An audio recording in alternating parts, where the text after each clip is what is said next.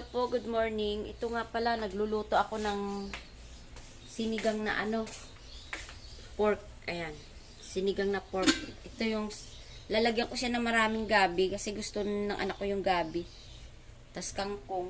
Hindi na ako naglagay ng ibang gulay, ayaw nila eh. Tapos ito, nagawa ako ng pork barbecue. Tas ito naman, maghihiwa ako ng mansanas. Tapos, pongkan, saging, at saka yung mangga dun sa rep. Gagawa ako ng kasi pag hindi mo hiniwa-hiwa yan, hindi nila kakainin. Mga tamad. Mga tamad sila masisira lang. Kaya ito na, hiwain na natin.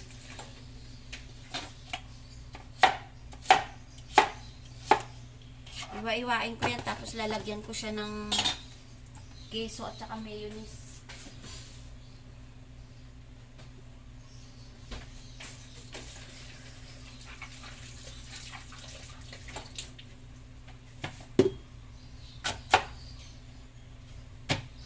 Yung mga alaga ko kasi parang walang ipin yan eh.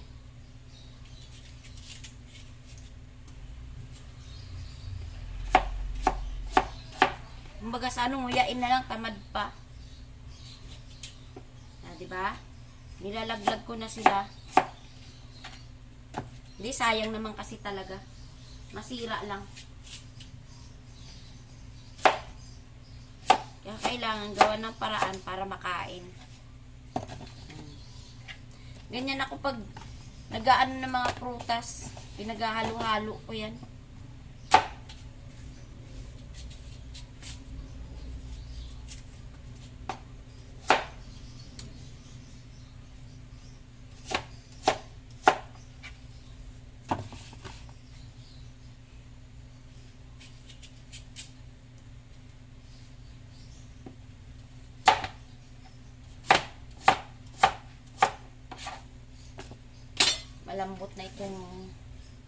Malambot na yung pork natin eh.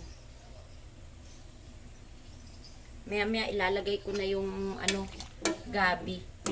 Palalambutin ko lang ng gusto. Maganda kasi pag malambot na malambot eh. Kaya pinalalambot ko lang siya ng gusto yan. Medyo malambot-lambot na.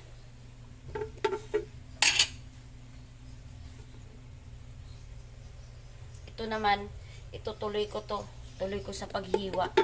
Yan. Ito, babalatan ko pa. Tapos itong saging. Balatan ko rin. Tapos hiwa-hiwain. Parang nag-fruit salad ka.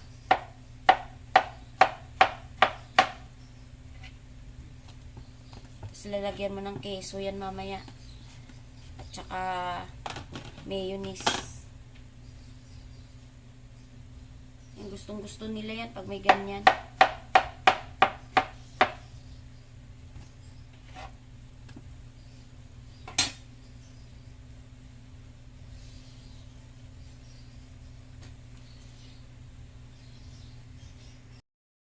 Ayan, nawala ako ng saglit.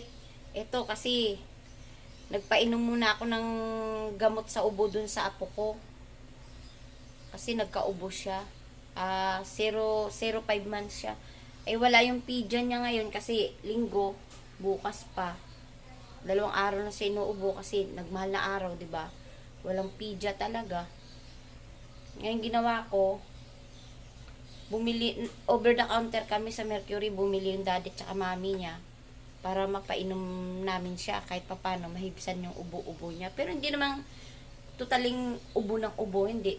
Kumbaga sa siguro mga kalating oras, isang ubo. Buti na rin yung agapan natin kasi mahirap nang lumala pa. Kaya, mauso kasi ang ubo ngayon eh, sipon.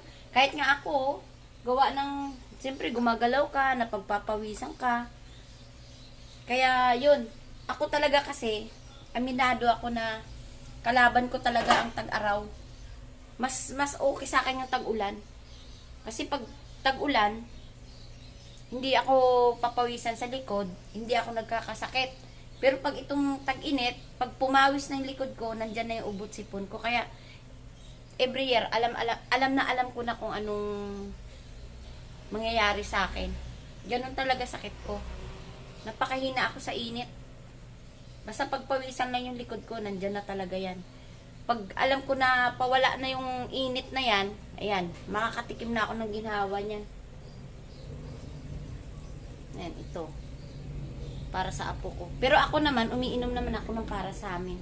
Para sa edad ko, nagtitik naman ako. Kaso minsan, bira lang ako minom ng gamot. Tubig lang ako ng tubig. Tubig lang talaga ako ng tubig. Tapos, sabayan ko yan ng pag inuubo ako, nawawala. Pangmumog. Yung betadine na ano, ito. Kasi minsan pag ubo ka ng ubo, napipersa yung ano mo eh. Ito. Betadine, ayan o. Ayan. Yung pangmumog. Yan lang, sapat na sa akin. Tapos tubig, gagaling na ako niyan. Kahit sabi mo matindi pa yung ubo ko tsaka sipon, gagaling na ako niyan. Hindi naman sutil yung sipon ko pag tag-init. Pag tag-ulan yan. Tuntua ako kasi hindi ako nagkakasakit eh. Pero pag tag-init, kinakabahan na ako. Mga ganitong ano, takot na ako niyan. Kasi alam ko na mangyayari, nandyan na baradong-barado yung ilong mo. Hirap kang huminga. Kaya ginagawa ko niyan, kukuha ako ng tubig na mainit, na may asin sa baso. Tapos lalagyan ko ng papel para singot-singot. Para yung usok niya, isang daluyan lang na ano na tawag nito, maliit lang para doon mo sisingutin para lumuwag yung pagingam. Yan. Yun lang. Hello po. Ito na yung menu for today.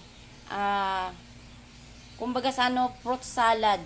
Pero fresh po yan. Halo-halo. May mansanas, may mangga, may saging. Nalimutan ko lang po bilhin yung ubas. Kaya hindi ko po nahaluan ng ubas. Ito na yung aking pork sinigang na may gabi. Tapos, yung sumobra sa pork sinigang na hiniwa ko, ginawa ko naman pong tusino. Ayan. Ako lang din po gumawa niyan. Ayan po yung aming lunch today. Okay po. Thank you.